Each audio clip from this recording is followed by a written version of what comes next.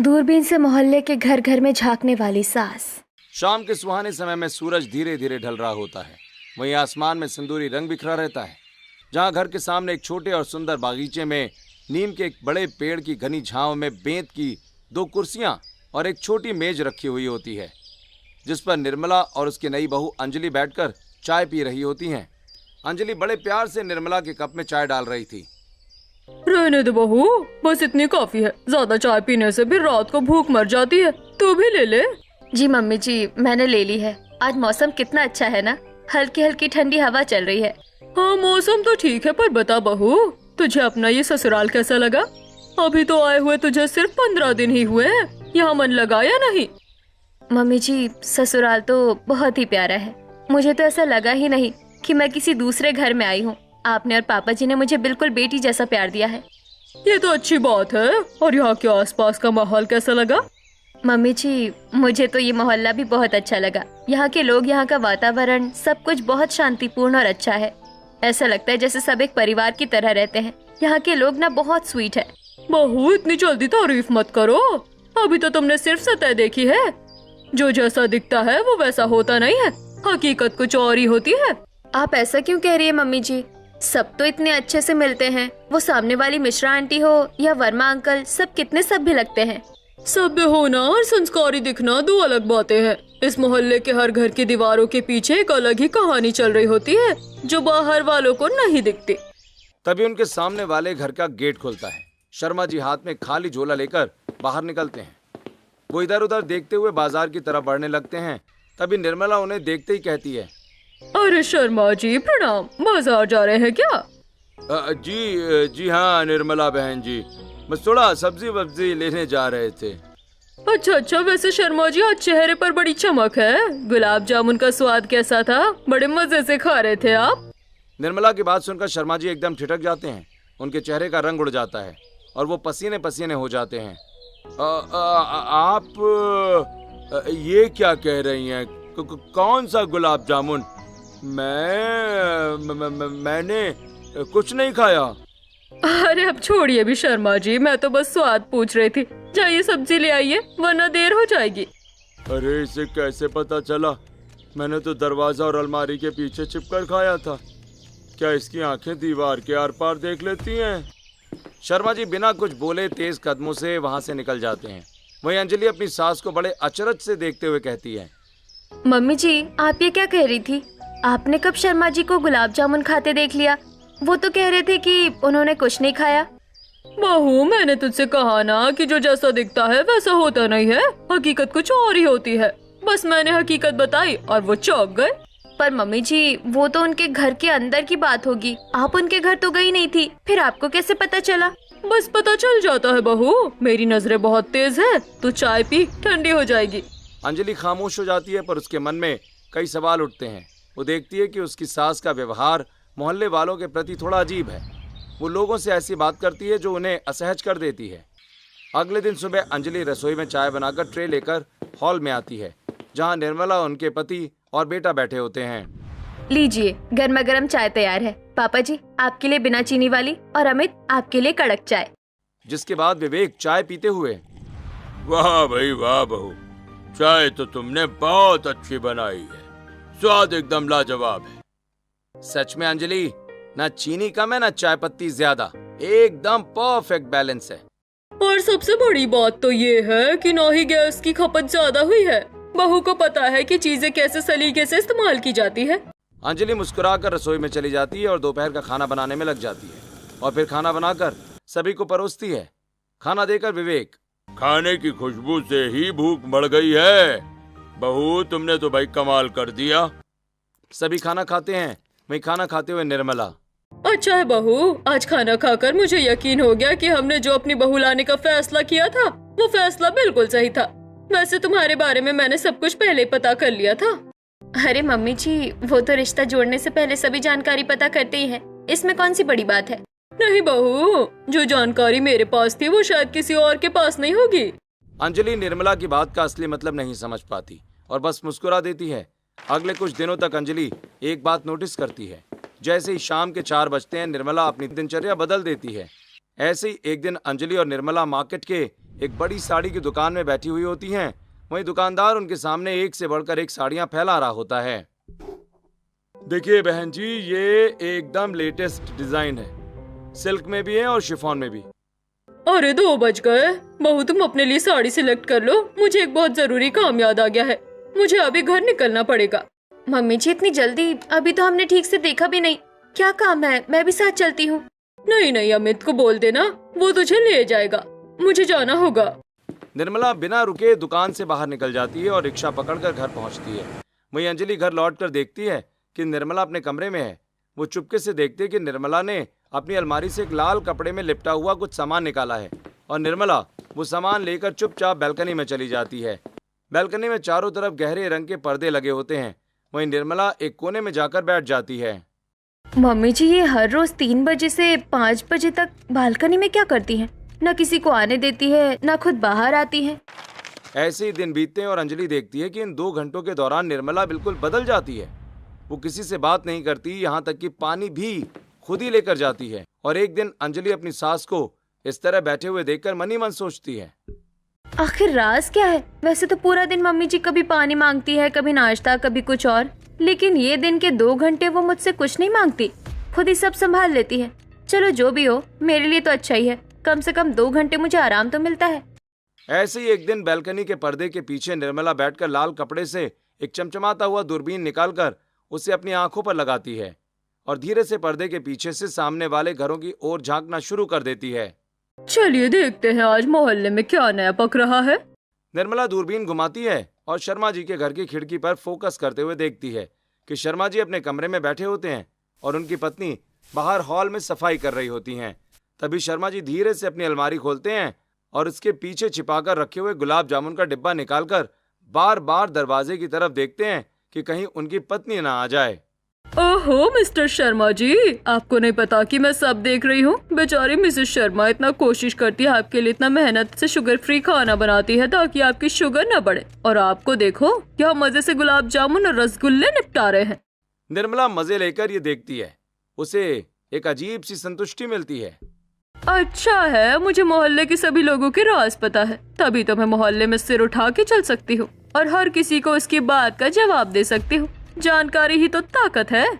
निर्मला फिर अपनी दूरबीन घुमाती है और इस बार वर्मा जी के घर की ओर देखती है, फिर मिश्रा जी और गुप्ता जी के घरों की ओर। वो हर खिड़की, हर दरवाजे के पीछे झांकने की कोशिश करती है और देखती है कि गुप्ता जी के घर की खिड़की और दरवाजे बंद हैं और वहां फिलहाल कोई हलचल नहीं है। इनके घर में तो अभी सन्नाटा है, लगता है सब सो रहे हैं। वहीं शाम के 5 बजते ही निर्मला अपना दूरबीन वापस लाल कपड़े में लपेटकर अलमारी में छुपा देती है। फिर वो हमेशा की तरह घर के बाहर कुर्सी डालकर बैठ जाती है। वहीं अंजलि उसके लिए चाय लेकर आती है। लीजिए मम्मी जी, आपकी शाम की चाय। शुक्रिया बहू, चाय पीकर बहुत ताजगी महसूस होती है। तभी गली में सब्जी वाले की आवाज सुनाई पड़ती है, ताजी ताजी सब्जियां ले लो, आलू गोभी मटर ले लो। सब्जी वाले की आवाज सुनते ही मोहल्ले की औरतें अपने अपने घरों से बाहर निकलने लगती हैं। शर्मा जी की पत्नी भी बाहर आती हैं। वहीं निर्मला उन्हें देखकर मुस्कुराती है। भैया कैसी सब्जी लाते हो आप? आपको पता है ना कि मैं इनके लिए रोज करेले का जूस और करेले की सब्जी बनाती हूँ, फिर भी इनका शुगर लेवल कंट्रोल में नहीं आ रहा है, हर बार रिपोर्ट बड़ी हुई आती है। बहन जी, इसमें मैं क्या करूं? मैं सब्जियां उगाता थोड़ी ना हूँ, मैं तो मंडी से लाकर बेचता हूँ। अब आपके पति की शुगर कंट्रोल नहीं है तो इसमें हमारा क्या कसूर है? जरूर वो चुपके चुपके कुछ मीठा खाते होंगे। ऐसे कैसे बात कर रहे हो भैया? मेरे घर में तो चीनी का एक दाना तक नहीं है। मैं इस बात का पूरा ध्यान रखती हूँ कि वो बाहर कुछ ना खाए, फिर भी ये शुगर क्यों बढ़ रही है? निर्मला ये सब सुन रही है। उसे पता है कि शर्मा जी अलमारी के पीछे क्या करते हैं, लेकिन वो कुछ नहीं बोलती। वो बस एक रहस्यमयी मुस्कान के साथ अपनी चाय पीती रहती है। ये देखकर अंजलि मन ही मन, मम्मी जी कितनी शांत है, जबकि शर्मा आंटी इतनी परेशान है। क्या वाकई मम्मी जी को कुछ पता है या सिर्फ वो अटकलें लगाती है? ऐसे कुछ दिन बीतते हैं। अंजलि अब अपनी सास की हरकतों पर बारीक नजर रखने लगती है, पर वो कुछ पता नहीं कर पाती। और एक रात जब सब सो चुके होते हैं, लेकिन निर्मला के कमरे की लाइट अभी भी चल रही होती है। निर्मला अपने कमरे में एक नाइट विजन दूरबीन लिए खिड़की के पर्दे को थोड़ा हटाकर बाहर देख रही होती है। वो वर्मा जी के घर की ओर निशाना साधती है। वर्मा जी का बेटा अपने कमरे में किताबों के सामने लैम्प जलाकर बैठा होता है। बाहर से देखने पर लगता है कि वो जी तोड़ पढ़ाई कर रहा है। यूपीएससी की तैयारी चल रही है बेटा, जरा करीब से देखें। निर्मला दूरबीन से देखती है कि किताबों के पीछे एक मोबाइल रखा होता है। वर्मा जी का बेटा किताब की तरफ देख रहा होता है, पर उसका ध्यान फोन पर है। वो वीडियो कॉल पर अपनी गर्लफ्रेंड से बात कर रहा होता है, और जैसे ही उसके पिता कमरे के पास आते हैं, वो फौरन फोन छिपा लेता है और मेन लाइट ऑन कर लेता है, और जैसे ही पिता जाते हैं, वो फिर लाइट ऑफ करके फोन निकाल लेता है। अच्छा, तो किताबों के पीछे यूपीएससी की तैयारी के बहाने अपनी महबूबा से बातें की जा रही है। वर्मा साहब तो सोच रहे हैं कि बेटा कलेक्टर बनेगा, पर बेटा तो कहीं और ही। निर्मला धीरे से दूरबीन हटाती है और मनी मन हंसती है। अंजलि भी ये सब देखकर चुपचाप अपने कमरे में चली जाती है। अगले 2 दिन बाद मोहल्ले के मंदिर के पास एक बड़ा सत्संग आयोजित किया जाता है। मोहल्ले की लगभग सभी महिलाएं और कुछ पुरुष वहां एकत्रित होते हैं। वहीं भजनों की मधुर आवाज गूंजती है, जहां निर्मला और अंजलि भी आए होते हैं। तभी उनकी मुलाकात शर्मा जी और उनकी पत्नी से होती है। प्रणाम शर्मा जी। प्रणाम बहन जी, आज तो सत्संग में बड़ी रौनक है। हाँ निर्मला बहन, बस भगवान का नाम लेने चले आए, मन को शांति मिलती है। सही कहा आपने। वैसे शर्मा जी, आज आपके चेहरे पर एक अलग ही रौनक दिख रही है। कहीं आजकल चीनी की चोरी तो नहीं कर रहे हैं आप? अरे नहीं, मैं क्यों चोरी करूंगा? आप भी क्या मजाक करती हैं? मजाक नहीं शर्मा जी, बस एक चेतावनी है। याद रखिएगा, इंसान से तो आप छुप सकते हैं, पर भगवान सब देख रहा है। ऊपर वाले की नजर से कुछ नहीं छुपता, और कभी कभी तो बगल वाले की नजर से भी नहीं। निर्मला बहन, कैसी बातें कर रही हैं आप? इन्होंने तो हफ्तों से चाय में चीनी तक नहीं देखी है। अरे बहन जी, आप भी भोली है। कभी कमरे में जाकर देखिएगा कि शर्मा जी अपनी भारी वाली अलमारी के पीछे आखिर करते क्या रहते हैं। अलमारी सिर्फ कपड़े रखने के काम नहीं आती, राज छुपाने के काम भी आती है। ये सुनते ही शर्मा जी के हाथ पांव फूल जाते हैं। वहीं अंजलि जो पास ही खड़ी थी, वो अपनी सास की बातें सुनकर अपनी सास के कान में, मम्मी जी ये कैसी बातें कर रही हैं आप, चलिए यहाँ से। अलमारी के पीछे कौन क्या करेगा?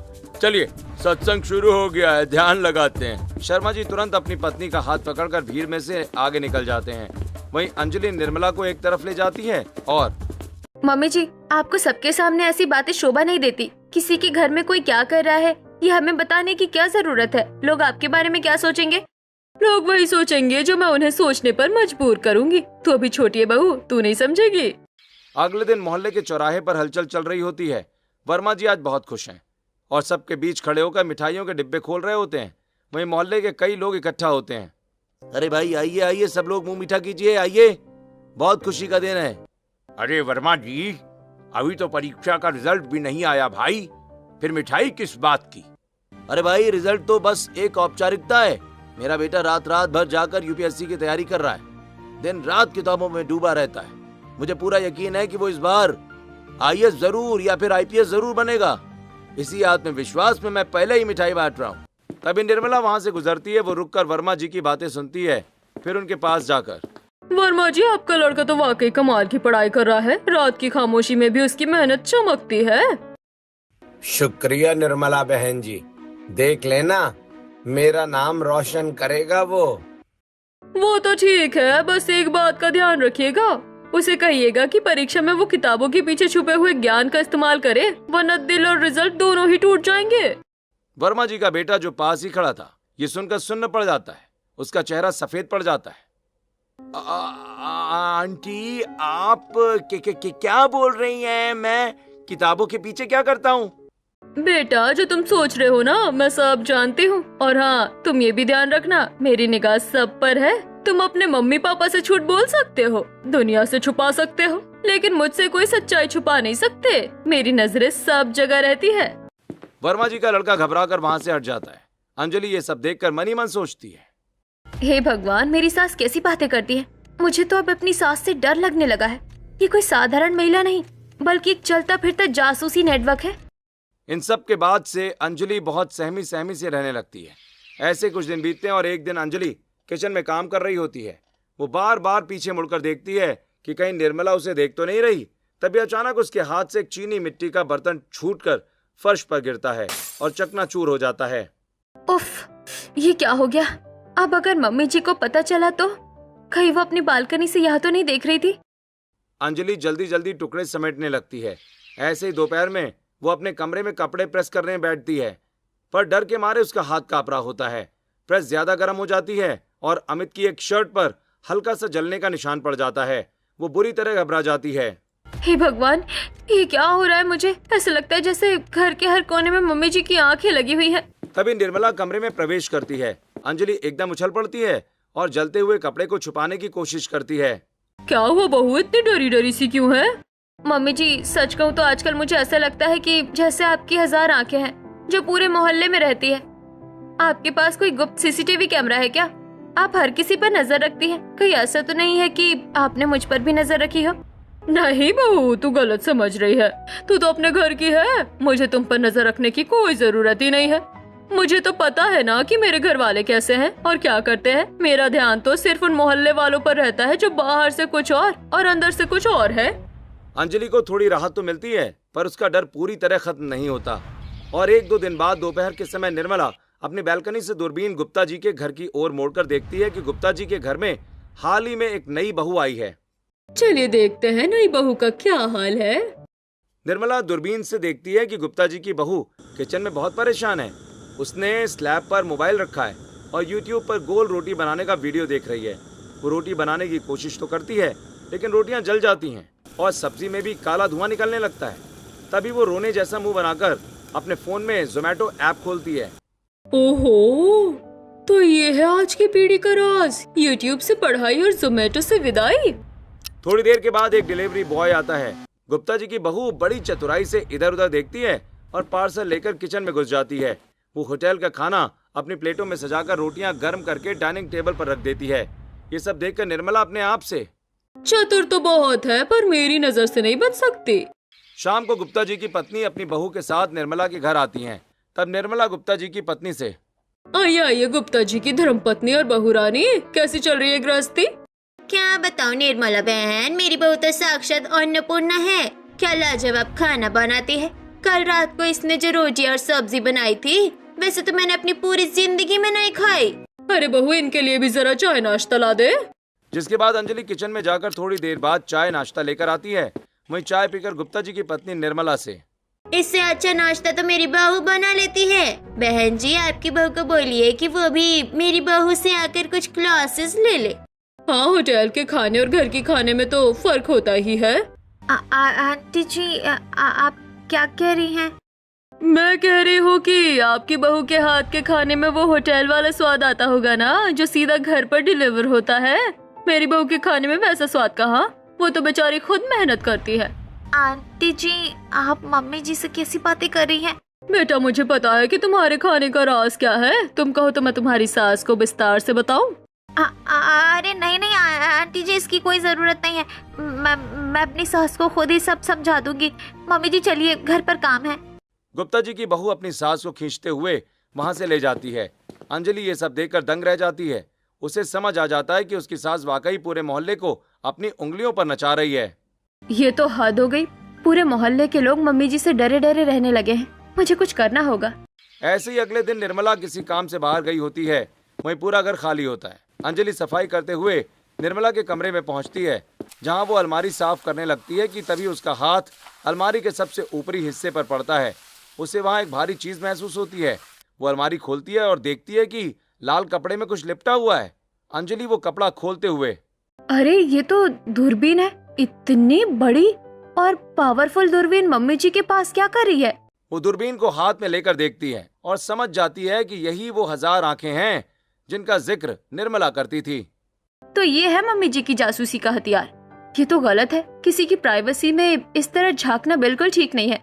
मम्मी जी इसका क्या करती होंगी? तभी घड़ी में 3 बजते हैं। अंजलि को याद आता है कि निर्मला के वापस आने का समय हो गया है। वो जल्दी से दूरबीन वापस रख देती है और कमरे से बाहर निकल जाती है। थोड़ी ही देर में निर्मला घर आती है और सीधे अपने कमरे में चली जाती है। अंजलि छिपकर देखती है कि निर्मला वही लाल कपड़ा निकालकर बैल्कनी में जाकर पर्दा लगा लेती है। आज मैं देखूंगी कि मम्मी जी आखिर देख क्या रही हैं। अंजलि दबे पांव बालकनी के पास जाती है और पर्दे के किनारे से अंदर झांकती है। निर्मला दूरबीन से एक बुजुर्ग दंपति के घर में देख रही होती है। वो पति पत्नी बाहर समाज में बहुत ही संस्कारी और प्रेमी जोड़े के रूप में जाने जाते हैं, पर अंदर का नजारा कुछ और ही है। ओहो, आज तो वर्ल्ड रेसलिंग चल रही है इनके घर में। दूरबीन में दिख रहा है कि बुजुर्ग पति पत्नी एक दूसरे पर तकिए फेंक रहे हैं। पत्नी ने हाथ में बेल्ट ले रखी है और पति किचन के बर्तन इधर उधर फेंक रहा है। वो बुरी तरह झगड़ रहे होते हैं। देखिए, इन्हें बाहर तो ऐसे निकलते हैं जैसे राम सीता की जोड़ी हो। सब्जी लेने जाते हैं तो एक दूसरे को हाथ थामे रहते हैं, और अंदर देखो कुश्ती की पूरी तैयारी है। अचानक अंजलि के पैर से बैल्कनी में रखा एक गमला हिल जाता है। निर्मला चौंक कर पीछे मुड़ती है और अंजलि को देख लेती है। अरे बहू, तू यहाँ क्या कर रही है? मम्मी जी, मैं बस देख रही थी कि आप यहाँ रोज 2 घंटे अकेले क्या करती हैं, और अब मैंने देख लिया है। तो बताओ, क्या देखा तुमने? मैंने देखा कि आप किस तरह से मोहल्ले वालों के घरों में ताक झाक करती हैं। आपको सबके राज पता होते हैं क्योंकि आप उन्हें छुप कर देखती हैं। हाँ बहू, मोहल्ले में क्या चल रहा है क्या नहीं चल रहा है ये सब पता होना बहुत जरूरी है। तभी तो मोहल्ले में सिर ऊंचा रहता है। कोई हमसे जुबान नहीं लड़ा सकता। जानकारी ही सुरक्षा है। मम्मी जी, आपको ये नजर रखने का शौक कब से आया? मोहल्ले की औरतें गप्पे मारती है, ये तो पता था, पर आप तो प्रॉपर जासूसी कर रही हैं। बहू, मुझे जासूसी करने का शौक बचपन से ही था।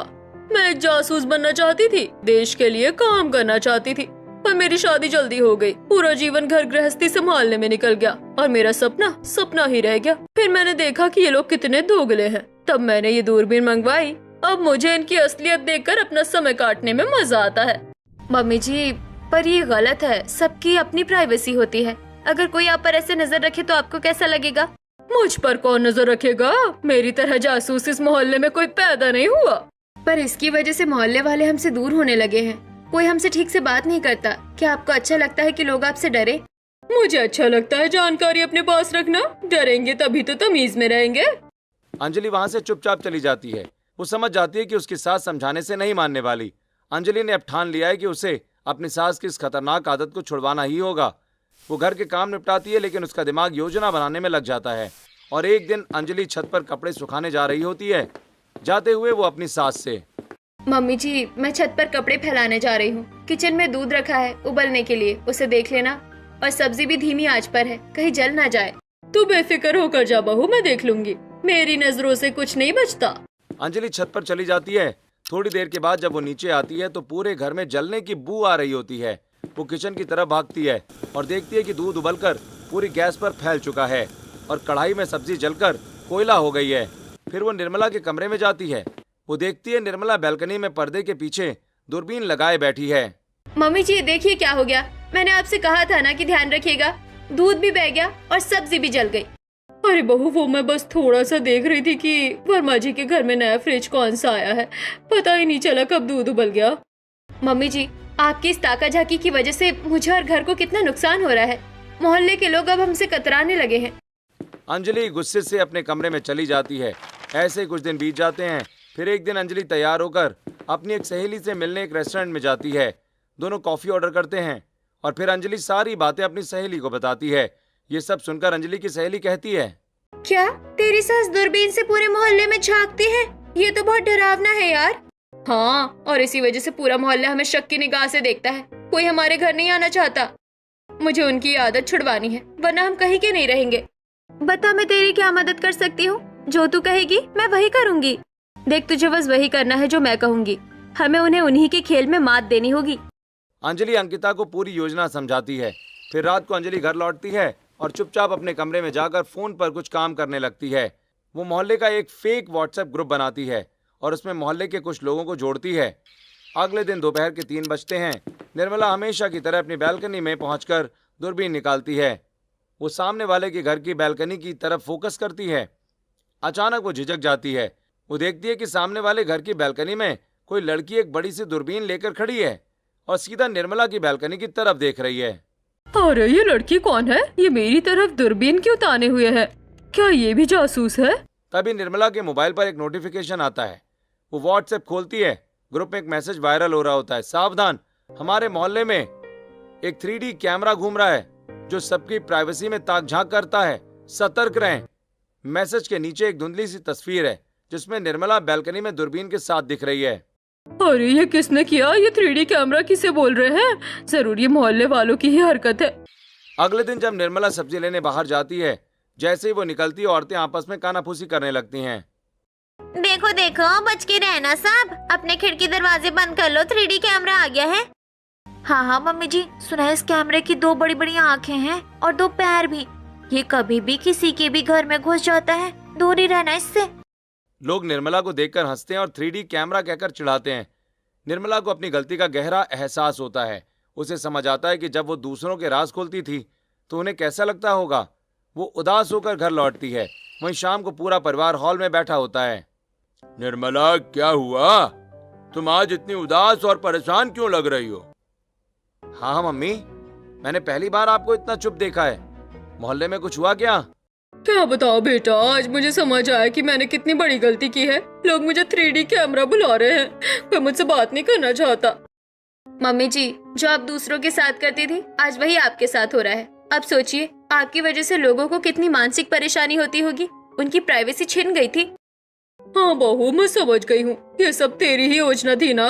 पर मैं ये भी जानती हूँ कि तूने ये सब क्यों किया। तू मेरा भला चाहती थी। मैं वादा करती हूँ, अब से मैं लोगों के घरों में ताका झाकी नहीं करूँगी। मैं अपनी ये आदत आज ही छोड़ती हूँ। ऐसे ही कुछ दिन बीतते हैं और निर्मला ने जासूसी छोड़ दी है, लेकिन मोहल्ले के लोग अभी भी उससे कटे कटे रहते हैं। वो जिससे भी बात करने की कोशिश करती है, लोग औपचारिक जवाब देकर निकल जाते हैं। कैसे है वर्मा जी? बेटा ठीक है? हाँ हाँ, सब ठीक है, बहुत अच्छा हूँ मैं। वर्मा जी तुरंत वहां से निकल जाते हैं। निर्मला को बुरा लगता है। ऐसे ही एक रात निर्मला को नींद नहीं आ रही थी। वो खिड़की के पास खड़ी होती है कि तभी उसकी आदत के अनुसार वो अपनी दूरबीन से बाहर देखती है। उसकी नजर गुप्ता जी की छत पर पड़ती है। अरे, ये गुप्ता जी की छत पर 3-4 आदमी कौन खड़े हुए हैं? सबके मुंह बंधे हुए हैं। ये तो चोर दिखाई दे रहे हैं। निर्मला तुरंत अपनी पुरानी दूरबीन निकालती है और स्थिति साफ देखती है। चोर खिड़की तोड़ने की कोशिश कर रहे थे। ये देखकर निर्मला अपने आप से, अब ये गुप्ता जी को बताना होगा। वो तुरंत गुप्ता जी को फोन लगाती है और फिर पुलिस को भी सूचित कर देती है। वो बैल्कनी में आकर जोर जोर से शोर मचाना शुरू कर देती है। चोर चोर, गुप्ता जी के घर में चोर है।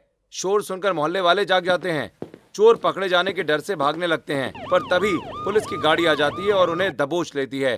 थोड़ी देर के बाद मोहल्ले के चौराहे पर सब इकट्ठा हो जाते हैं, जहां पुलिस ऑफिसर निर्मला की तारीफ कर रहे होते हैं।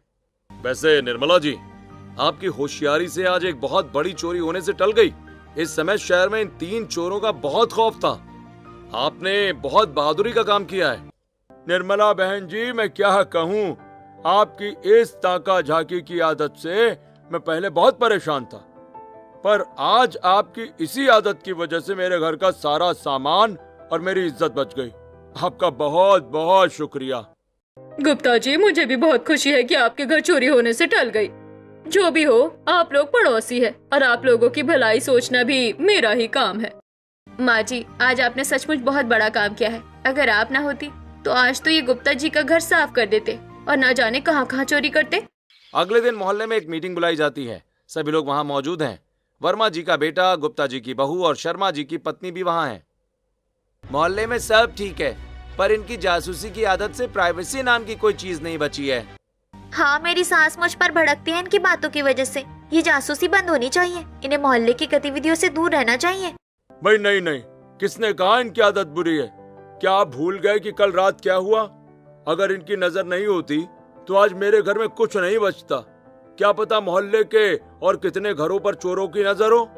मैं चाहता हूँ कि जासूसी करने के बजाय निर्मला बहन जी मोहल्ले की ऑफिशियल सिक्योरिटी का जिम्मा संभाले। अरे, मुझे भी पहले बुरा लगता था, पर जब से इन्होंने मेरे पति के गुलाब जामुन खाने की बात बताई, तब से मैंने उन पर सख्ती की और अब उनका शुगर लेवल एकदम कंट्रोल में है। ये जासूसी अच्छी भी साबित हो सकती है। मैं चाहती हूँ कि ये जासूसी करती रहे, खासकर मेरे पति की। मोहल्ले वाले तालियां बजाते हैं। निर्मला की आंखों में खुशी के आंसू आ जाते हैं। ठीक है भाइयों और बहनों, अब मैं अपनी जासूसी की नजर दूसरों के निजी जीवन में नहीं बल्कि मोहल्ले की सुरक्षा में लगाऊंगी। अब कोई संदिग्ध इस मोहल्ले में कदम नहीं रख पाएगा। 2 दिन के बाद दोपहर के समय घर में शांति है। लंच करने के बाद सास और बहू अपने कमरे में जाने लगती हैं। निर्मला अपनी अलमारी से लाल कपड़े में लिपटी दूरबीन निकालती है। बहू, अब मेरी आंखें थक गई है। मोहल्ले की पहरेदारी और चौकीदारी करने की जिम्मेदारी अब तेरी है। ये ले दूरबीन। अंजलि दूरबीन लेती है और बैल्कनी के पर्दे के पीछे से सामने देखती है। सासू माँ, वैसे मिश्रा जी के घर में आज फिर से पेलन चल रहा है, देखना चाहोगी? अंजलि जोर से हंसने लगती है। निर्मला भी खिलखिलाकर हंस पड़ती है। नहीं बहू, अब तुम ही देखो। ये सब मैंने बहुत देख लिया। अब तो बस सुरक्षा पर नजर रखनी है। दोनों सास बहू एक दूसरे का हाथ पकड़कर हंसती हैं। कैमरा धीरे धीरे पीछे हटता है और पूरे मोहल्ले का नजारा दिखने लगता है, जहां अब सब सुरक्षित और खुश महसूस कर रहे होते हैं।